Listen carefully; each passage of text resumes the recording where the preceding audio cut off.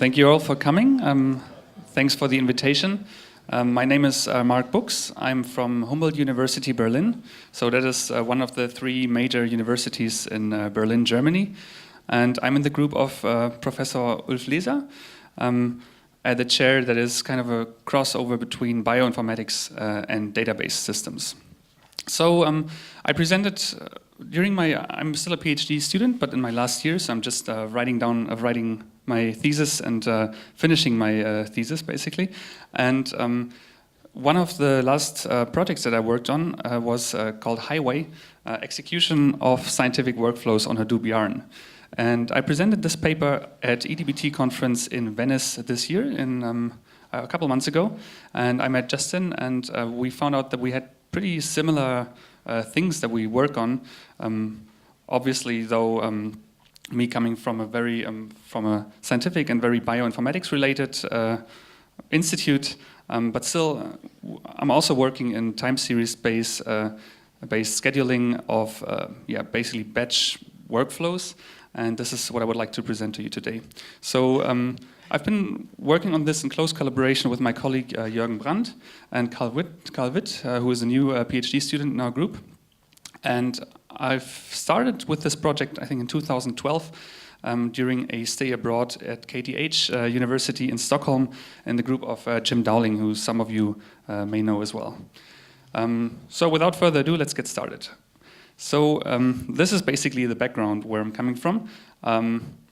There was this huge shift in technology in bioinformatics, in particular in the field of genomic sequencing, which is the process of determining the DNA within a given tissue sample. So whereas in, I think, 2001 or 2002, the first human genome was sequenced, and that cost about $2.7 billion back then, and many research groups all over the world were working very hard on this. Nowadays, you can just do this easily with a small little machine, and it costs about $1,000. So it's very cheap nowadays to sequence a full human genome, which is why in the beginning of the 2010s, people were getting worried that actually computers might crash genomics, or computers might prove to be the bottleneck to genomics, which is when all of these articles popped up. This one coming from Science in 2011 with the headline, "Will computers crash genomics?" And all of these articles basically come to this same two conclusions, which are there are two problems with these next-generation sequencing data. The first one being that in order to process them, you have to really pipe together very complex processes using mostly command line tools. So what you can see here is a screenshot of a wiki called Seek Answers. And this is where computational biologists meet to basically exchange what the latest software developments are in processing this genomic data. And what you can see here is the programming language that these tools are written in. And it's not MapReduce, as you can see, it's not Spark. It's very basic. It's still C, C++, Java, Python, Perl. So very basic programming languages. But at the same time, these tools are still being written in these programming languages are really top-notch tools developed by top scientists. So just recently, for instance, a student of mine had to work with one of these tools, which was cited 750 times in Nature. So very well-received, renowned tool, and written in Java, I think. And this particular tool would take different amounts of memory on different clusters. It was really hard to predict how much memory it would take. If I would give it, or if we were to give it too little memory, it would just randomly crash. And if we used its built-in multi-threading option, it would sometimes just not terminate at all. So it's very hard to work with these tools, yet they are still the state-of-the-art in many sciences that live alongside the computer sciences. And what makes it even worse is that to form these complex analysis pipelines, a lot of these tools are used in conjunction. And this is not just true for the life sciences, but also for instance, astronomy and the geosciences. So the second problem is that these machines that generate the sequencing data are actually, they produce a lot of data. So this is another screenshot from the website of Illumina, which is the biggest distributor of these machines. You can buy this little machine here, and it will produce about 6,000 gigabases per run, which is about 6,000 gigabytes. And so what this translates to is a stream of terabytes of data per week easily. And this is genomic data with a lot of failures in them and some noise in them. And this is just one machine. And on the global scale, there have been several projects now that aim at sequencing the genome of thousands or even hundreds of thousands of people. So the sheer volume of data being generated by these machines is really big. So we have these two problems. How can we bring this together? How can we solve the needs that arise by all this data having to be processed? So on the one side, we have these complex processing pipelines, and one of the programming paradigms that we can use to model them and to execute them are so-called scientific workflows, which is what they were called about 10 years ago. Nowadays, you would probably just say workflows or data flows. So basically just DAGs of comprising different arbitrary black box tools written in different languages like R scripts, Java programs, Python scripts, and that would process your data step by step, producing some output data. And all of these tools, as you can see, are basically legacy or classical command line tools which operate on file-based data. So nothing structured, everything black box. It's really a computer scientist's nightmare. So you have these scientific workflows that we would like to execute and that we don't want to execute on a single node. Instead, since the data is big and it is easy to parallelize, why not use Apache Hadoop for that? Which is what I thought a couple of years ago, and which is what started this project. So as you're probably well aware, with Hadoop 2.0, MapReduce has been kind of split off the core logic of Hadoop, and now several other programming models can exist alongside MapReduce, so like Apache Flink, Tez, Giraffe. So there's different kinds of programming models that you can put on top of Yarn, and we did the same thing for these workflows, for these batch workflows really. And two projects came out of there. The one is Cuneiform, which is really a functional language for large-scale scientific data analysis, which has been done by my colleague. And the other one is Hi-WAY, which is what this talk will be mostly about, and which I have done. So the one of them is basically a language to formulate these scientific workflows in a way that facilitates data parallelism and that makes them easily scalable. And the other one, this component, is what brings it on top of Hadoop and what executes it quickly and in scalable fashion. So today I would like to talk about three things. The first one will be the architecture of our system basically what design decisions we took and why. The second one will be a use case from genomic sequencing called variant calling, which will outline the scalability of the system. And the third one will be another workflow from astronomy called Montage, which we use to highlight some of the adaptive scheduling properties of our system. And what this will be about, you will see. But first of all, let's come to the architecture. So this Hi-WAY cuneiform system is actually, it sits on top of Hadoop, as I mentioned earlier. And besides cuneiform, Hi-WAY is able to execute different workflow languages. So you might be aware of these languages, or you might not be aware of these languages. For instance, Galaxy is a very famous tool in computational biology.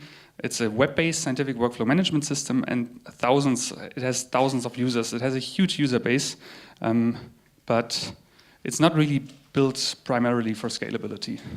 And Cuneiform is the language developed by my colleague, which is able to natively support Python, Bash, R code, and so on and so forth. So let's talk about Cuneiform a little bit. But first, this is our website of the system.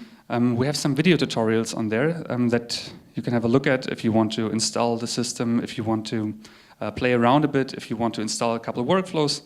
And we published this at VLDB 2 years ago. So let's talk about Cuneiform, the language. It has an own website as well with some getting started tutorials. It has an interactive console. It is a functional language, which means that it implies inherent parallelism. So by just defining some functions and then invoking these functions for different parameters or for lists of parameters, you will have some inherent parallelism. It is very easy to inherit parallelism from these descriptions. And as you can already see here, it has foreign language support for different languages. Like you can just paste your bash or your R code in there, and it will be able to natively execute these scripts.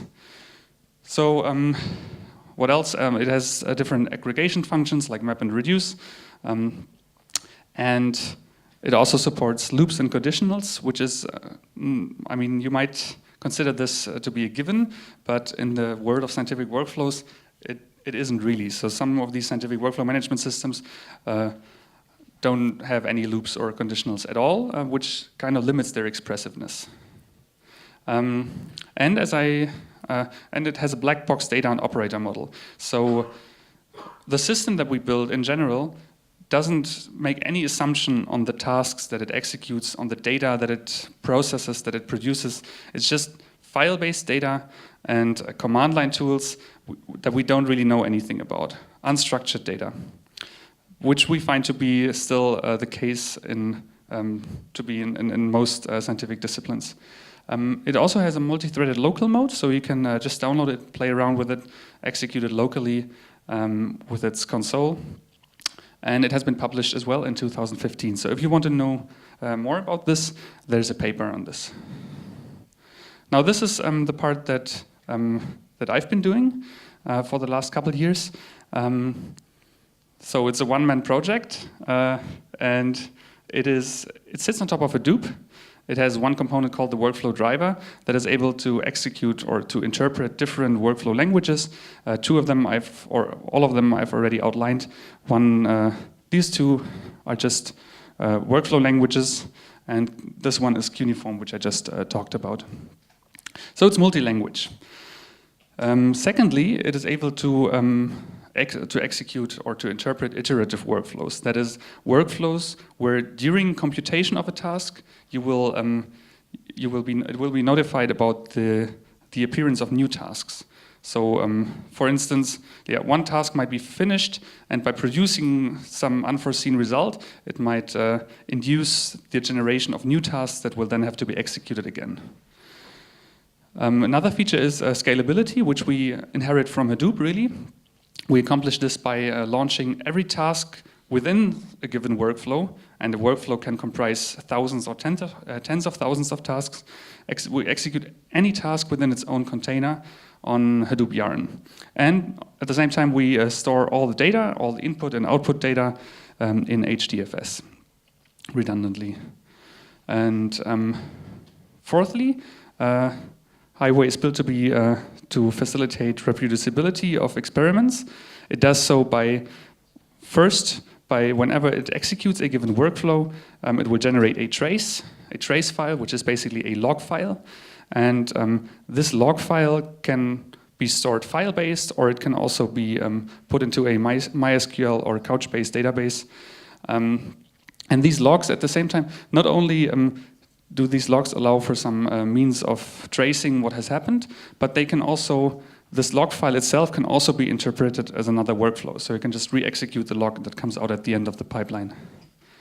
And lastly, and probably, maybe most importantly, it offers some pretty nice performance gains by allowing for adaptive scheduling, which means that that it is able to adjust the execution of the workflow based on the infrastructure that the workflow is executed on. And I will come to this in the third part of my talk. So today I will mostly be talking about these two components, scalability and performance through adaptive scheduling. But keep in mind that there are other key features, and it's really the whole package that makes this a nice project, because there are obviously good solutions for each of these features by themselves, but it's the combination of the five that I think makes it unique. Yeah, and as I mentioned, I just recently published this at EDBT conference. So let's talk a little bit about the scalability aspects of the system. So let me come back to the variant call, or to this genomic sequencing data that I've been talking about before. So the thing is, when you have these sequencing machines, that you put some tissue sample in, and then it doesn't just spit out the whole DNA sequence for you to work with it directly. Instead, since this DNA is really intertwined and sticky, it has to be shot into many small pieces, which is also why this is called shotgun sequencing. So instead of one long DNA sequence, we actually get many so-called reads, snippets of DNA that are very short and that are also faulty. There are also some errors, some noise in there. And in order to make sense of these reads, you have to align them against a reference, like the reference, the human genome reference, so that you can then make some sense out of this data and do some actual research on this. So the first step will be a reference alignment step, where you take these reads and align them against the reference. Secondly, you might probably be interested in all the positions in your genome sample that are different than the reference. And maybe even known to be mutations inducing cancer or something like that. So in the second step, you might do a variant calling, where you compare the aligned sequences, the aligned reads against the reference, to finally characterize your found variants and maybe determine some well-known mutations. Now, interestingly, and you might have noticed this already, all of this is very easily parallelizable. So you can split both the read sets as well as the reference sets into multiple pieces, and then just do all of these tasks in parallel. You just have to tell it how to split the reference and the reads, but it's very straightforward to parallelize. Now, we took this workflow, which is a very common workflow in computational biology. We implemented it in Cuneiform. We also implemented it in a couple of different languages, but I'm not talking about this today.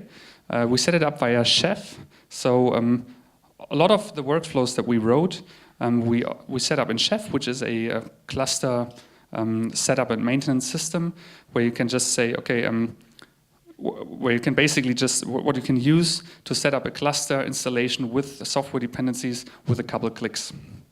So we have this set up via Chef, so it's easily reproducible, and we then executed this workflow on Amazon EC2.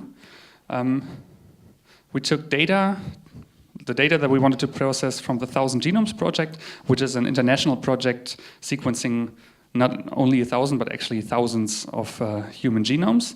So we took 1 terabyte of data from there.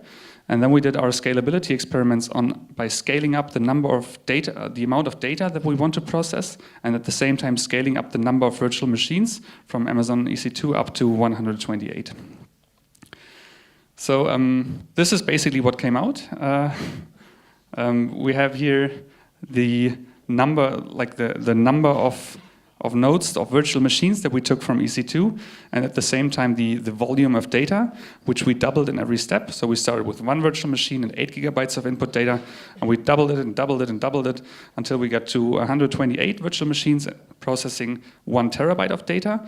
And what we basically wanted was this straight line, and it is also what we got. So this is the runtime of the workflow on averaged across 3 runs.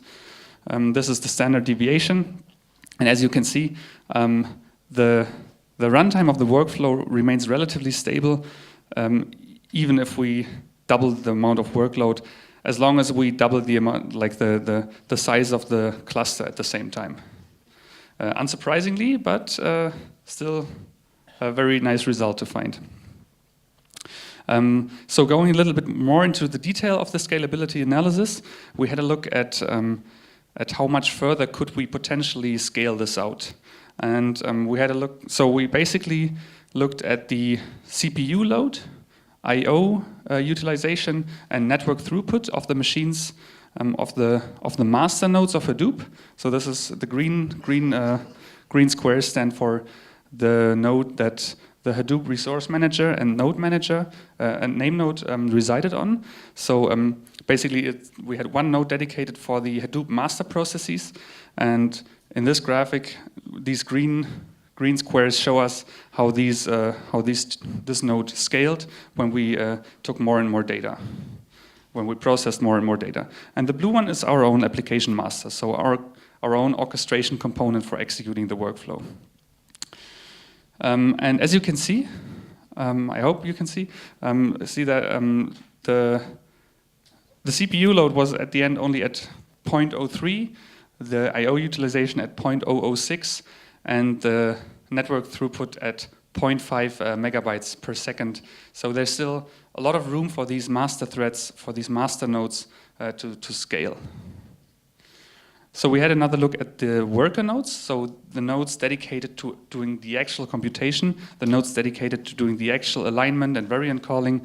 And as you can see here, when we scale up the amount of data, the worker nodes become less and less, like the CPU utilization goes down from maybe 1.8 to 1.6. So, and the optimum would be 2, because there's 2 cores per virtual machine. So we would ideally have a full CPU utilization all the way, but I think we're still pretty good there. So this is really the scalability analysis. It's one experiment of a series of experiments that we did. Yeah, do you have questions so far regarding the system or the scalability analysis? Yep. Thank you. I'd like to ask about the memory usage. I mean, we can see that's like it's using around 2% of, which is very expensive machinery. Did you try to optimize this to get higher memory usage and lower the CPU and lower the network usage as well? You mean? Yeah, this one. Yeah. So this is really disk read and write. This is disk. It's disk read and write. So yeah, one of the things is that since we use HDFS to materialize all of our intermediate data, we have to read and write potentially a lot to and from the disks. Okay. So in this case, memory really wasn't the bottleneck. We only optimized by just choosing the type of virtual machine that would best suit the workflow in that case. So actually, why didn't you try then to use like some kind of a fast memory RAM or something like that instead of the disk, because RAM is like 100 times faster? Yeah. Which will ease the CPU load and which will ease lots of network loading as well. I mean, it's Hadoop is great, but it needs to always checkpoint, and now with frameworks like Spark or Flink, we always do like this checkpointing in RAM. So have you ever thought about that? I mean, it's not a critic, it's just a question. It's fine. We did think about it. The thing is that already in this analysis, the amount of storage that we got from our virtual machines was the limiting factors, pretty much. So we already used up all of the SSD space that we got for running the workflow, because it was just it's not just 1 terabyte of input data. I mean, this terabyte is replicated across 3 nodes because it's HDFS, and then there's also intermediate data products that have the same size or are even bigger. So the memory that provided by these 128 machines is just nearly enough to store all the data that is going to be produced when running the workflow. And have you tried with bigger machines and less numbers of machines? Like you can take an M3 too large instead of an MT2 and try to see if like you have a bottleneck between the network and stuff like that. Have you tried these stuff? No, we haven't tried that yet. Okay. But it's a pretty cool suggestion, I gotta say. Okay. I mean, we obviously thought about it, but yeah, it's a one-man project and with a limited EC2 grant. But yeah, there will be pretty good future work. But one thing that we're currently working on is, instead of having to determine the hardware configuration that we want ourselves, have the system learn itself how much memory a given task consumes, and then try and find the sweet spot of how many tasks you can allocate to the infrastructure that you have, basically. Yeah, okay. But that's a different topic. Yes, yes. Okay. Thank you. Thank you. Any other questions so far? All right. So let me come to the last part of my talk, which is about adaptive scheduling using the Montage workflow. So the Montage workflow is a very popular, I guess, workflow in the scientific workflow community. It has been developed in the early 2000s. And what it does is it uses images taken from telescopic readings that have also noise in them and that are just like pinpointed images, and generates a large montage, a large merger of all of these images as a JPEG file, basically. And it has different steps to achieve this goal. We don't have to go into detail here, but it models the background at some point and removes this noise. And this is really the most computationally costly step, and it can't be replicated or parallelized. This is just there, and it blocks the pipeline.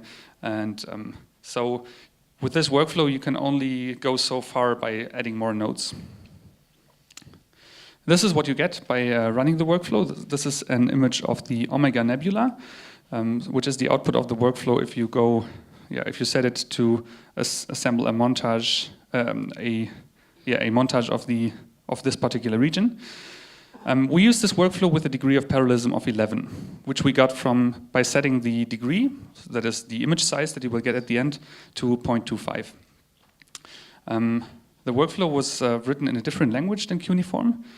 And now to the interesting part, we simulated a very heterogeneous infrastructure by putting different levels of noise on these virtual machines. So of these 11 virtual machines that we provisioned from EC2, we had one virtual machine without any stress whatsoever. And then we had 5 virtual machines with increasing amounts of CPU load. So we ran a tool called Stress, a Linux tool called Stress, which we used to just really blow up the CPU by running 1, 2, 4, 8, 16 CPU-intensive tasks. And we also did the same for 5 other virtual machines by increasing the load on the hard disk.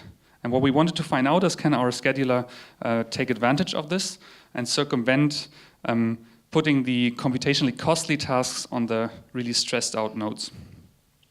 So it is an artificial setting, but we found in different studies that, I mean, it's pretty common to have a heterogeneous architecture where different nodes are better suited to execute particular tasks just by having more memory or by being used at the same time by different users. So we wanted to simulate this by just adding some artificial stress. And then we implemented a greedy scheduler, which many systems use still to date, which just takes the first task, or which just basically puts all the tasks that it discovers in a given workflow in a queue, and whenever there is a slot available on a given machine, it just takes the first task out of the queue. So pretty basic scheduling, right? And then we also had an adaptive scheduler. We used one from the literature in this case called HEFT, standing for Heterogeneous Earliest Finishing Time. What it does is it goes from the back to the front of the workflow, and it determines which of these tasks at a certain level in the workflow take the longest time, and then it prefers putting these costly tasks on strong machines, basically. So it would go back from here all the way to here, and then see at some point, okay, this task is very costly, let's put it on the strongest machine. But obviously what we need to achieve this is some means of estimating the performance of a given task on any given machine. And this is really what makes this difficult. And I mean, I was talking earlier about how Hi-WAY stores these traces of earlier workflow runs, and also it does not only that, but while executing a single workflow, it also gathers a lot of statistics. So we use these statistics to estimate the performance of these tasks.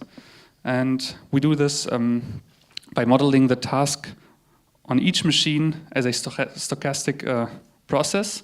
So just to walk you quickly through this, if this is the time, and this is the runtime of a given task T on a machine M, then we model it as a process like this.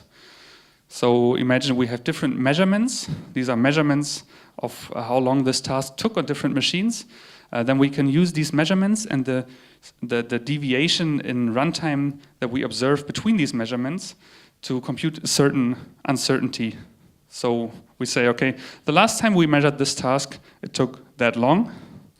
And since we haven't executed it for a long time, we're pretty uncertain of how long this task will take if we execute it now. Because things can change, you know? I mean, different users can log onto the machine and can stress the machine even further, or some resources can become available, and this machine might be faster than we observed it the last time. So this measure of uncertainty gives us a nice means to basically model that. And now our scheduler will then assume a low runtime, either if this last observed runtime is low, or if the uncertainty is high. Because if the uncertainty is high, then we might be lucky, and we might actually be down here with the current runtime. So it might be worth to schedule it again and try it out again. Just give it another try. And these are the results, and this is also the final part of my talk. So let me walk you through this again.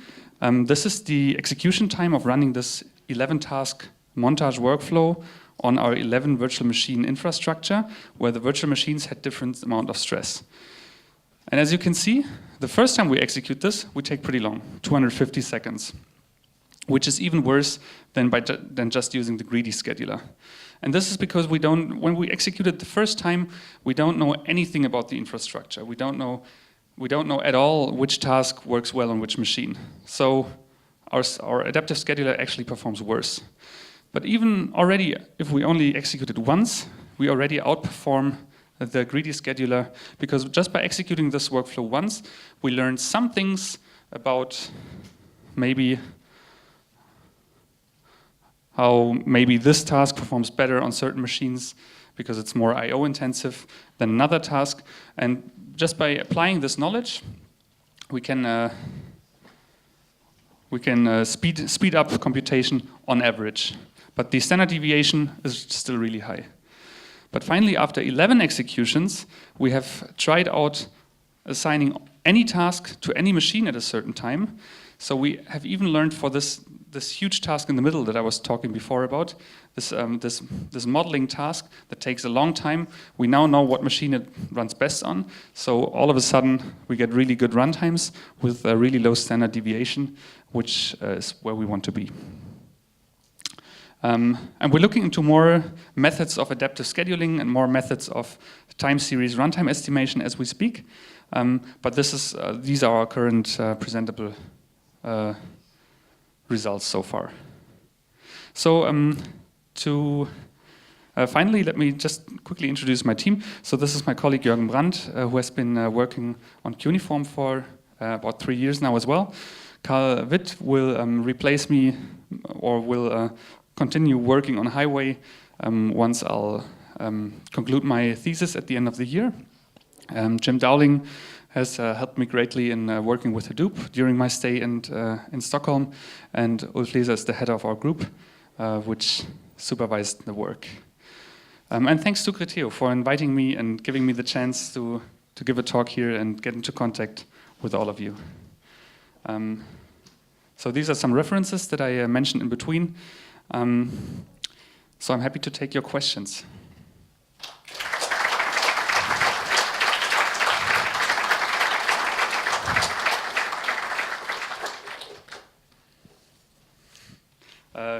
Yeah.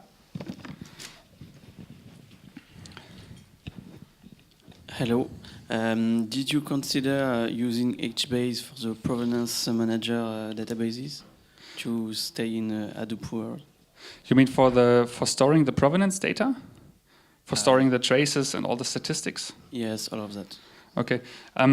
So that part of the work was actually done by a master's student, and he selected these two technologies. And at that time, we didn't consider using HBase. No, that was about 2 years ago. But Yeah, I have to say these are pretty experimental, these components here. Thank you. More questions? Yes?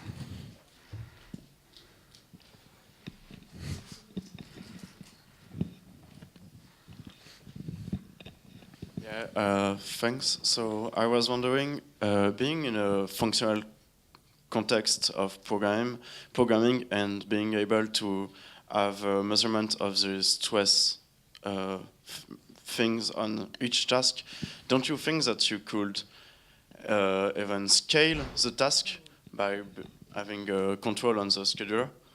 Like, if you know which task is stressed and if you have a control on the scheduler, maybe you could even scale the task and being more productive and less stressed, in fact.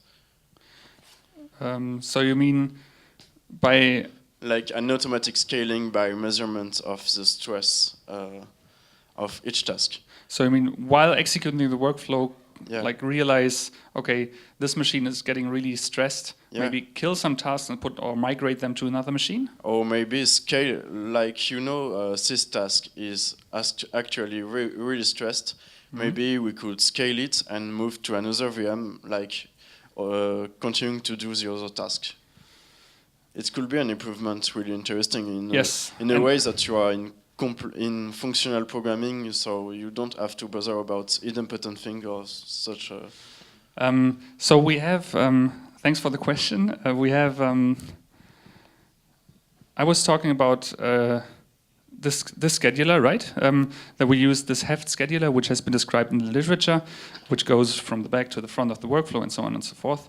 We also develop our own schedulers for different for different scenarios, and one of them is also has a straggler detection, or a basically it kills slow running or it replicates slow running tasks to be put on a different machine, and I don't have measurements for this workflow, unfortunately, but I can tell you that it's specifically catered for scenarios where an important task is put on a weak machine or on a straggler machine, so that it has the straggler detection that will detect, okay, this takes a lot longer than I expected, let's just put it on some other machine as well and see which one is faster.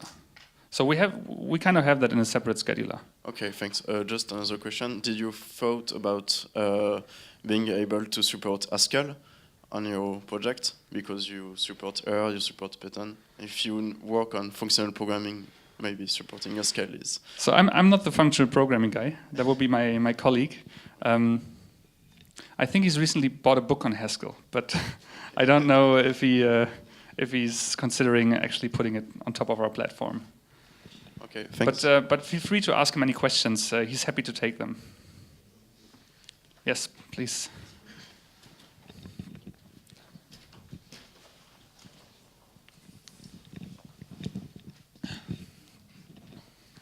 So for this graph right here, I wasn't quite sure. Does this look at machines and their behaviors over history, or is it looking at a point in time of like the statistics on the load and all that? Because I guess in a large cluster it can widely vary which machines are heavily or lightly loaded.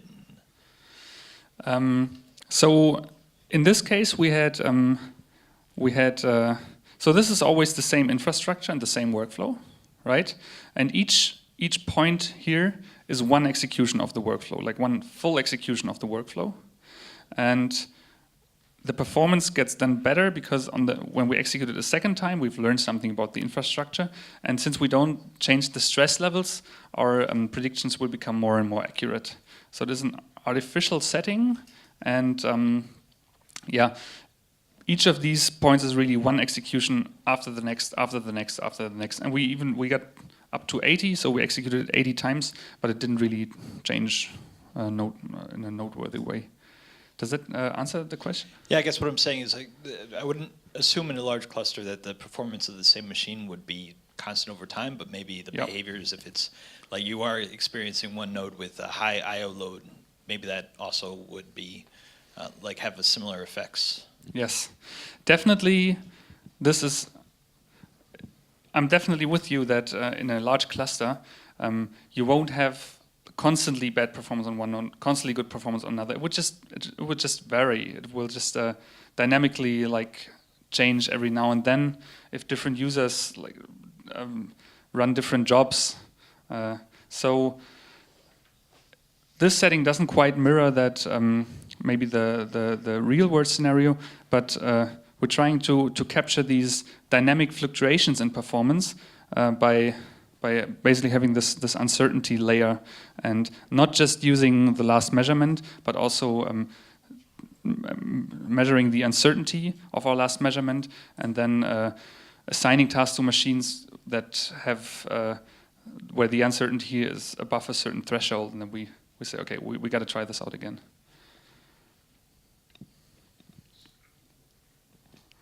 Okay. Thanks, this was pretty cool. I guess the question I have is, what would you say about adoption of this in the like scientific communities? Specifically, you were saying that they use a lot of languages like Bash and all that kind of stuff, and you're coming up with this different set of technology, which sounds great. And how do they adapt to that? They're usually pretty excited about it. But the thing is that it's a 1- or 2-man project, so we don't really have the manpower to make this a productive thing, or at least not at this stage. But usually, especially the domain scientists, like the biologists, are usually pretty excited about somebody seeing it from their perspective. Us telling them, okay, you can keep using your old tools, you can keep using your old scripts that you have. Basically, you don't need to learn any new programming language, and you can still go on Hadoop and scale out your like your pipeline. Yes, but it is a scientific project, so the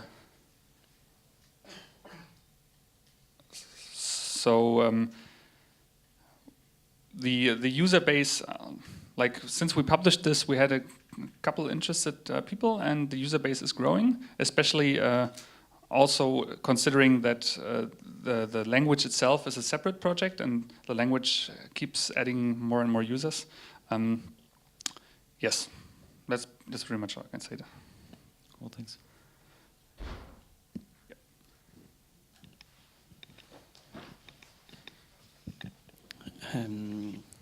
One small question: what is the factor of your scheduler? Did you consider data locality and the sizing of the machine, the kind of storage, if it's an SSD or something like that, the number of disks on the Hadoop node? Yes. What is the factor? Only the execution time? Okay, so the core scientific work of my thesis is actually the scheduling part. So we're trying out a lot of different schedulers. I showed you this one, this Heft scheduler. I also mentioned that we have this this scheduler that is able to detect stragglers and replicate slow-running tasks. We have also several other schedulers. And I can quickly show you some examples. So we once executed a workflow on our system, Hi-WAY, here. This is a different workflow, but it doesn't really matter. Different workflow. We executed it in Hi-WAY and on Galaxy Cloudman, so that would be one competitor. And here, this speed up that we gain over Cloudman is mostly due to us being able to use the SSD storage, as opposed to them just using Amazon Elastic Storage and yeah, us being able to use local SSD storage. So this is some speed up of factor maybe 0.3 or some non-negligible speed up due to us being able to use SSDs. And then we had some other experiment where we compared our system against TES. See here. Where we outperformed. That's the same workflow, but with a lot of, we split the generic reference in a lot of small pieces, so we had a lot of data movement in this particular instance, because all of the reads had to be aligned against every small piece of reference data, so there was a lot of data movement in this cluster. So, and this is where our system worked really better than test, because we had this data-aware scheduler that would always look, okay, where in HDFS is our data, and always find out, okay, this task, we should move it on this machine because most of the data is already there. So yes, we also have a data-aware scheduler, and we also have schedulers that combine some of these properties. But this is to like find a good combination of different scheduling goals is what I'm currently working on. I don't mean to cut the fun short, so we'll just have to take this one as the last question. Thank you for the presentation.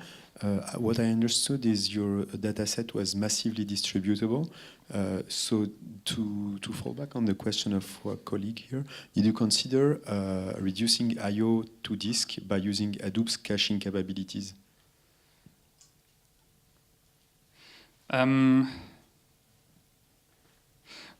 Well, not Hadoop's caching capabilities. Our own language has some caching built in. Mm-hmm. So when it does when it computed something that it has computed before, and the result is still there, it will tell you, okay, I've done this before. You don't have to do this again. So we have some caching, but we didn't look at Hadoop caching yet. I mean, in-memory caching, yeah, not on disk. Sounds pretty cool, though. I should probably have a look. Thank you. Thank you. Okay, so another round of applause for Marc.